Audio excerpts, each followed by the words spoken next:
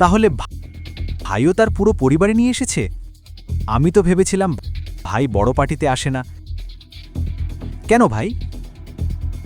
আরে জিজ্ঞেস করো না বাবা, দেখো ৬০,০০০ টাকার একটা বাজে নেকলেস নিয়ে এসেছে। নিজের কথা না ভাবলেও সানায়ার সম্মানের কথা তো ভাবতে পারতে। কাল সে একটা অচেনা বাড়িতে যাবে, জানো মা, ওকে কত কথা শুনতে হবে এর জন্য।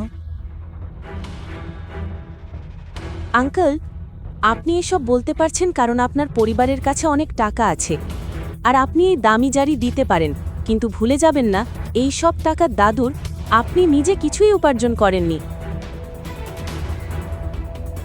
আর বাবার কথা বললে, যখন তাকে আগরওয়াল হাউস থেকে আলাদা করা হয়েছিল তখন গ্র্যান্ডমা তাকে সম্পত্তি থেকে কিছুই দেননি। এটা আপনি খুব ভালো করেই জানেন, তাই না? কি বললে? তুমি বলতে চাও আমি আমার সম্পত্তির টাকা লুকিয়ে রেখেছি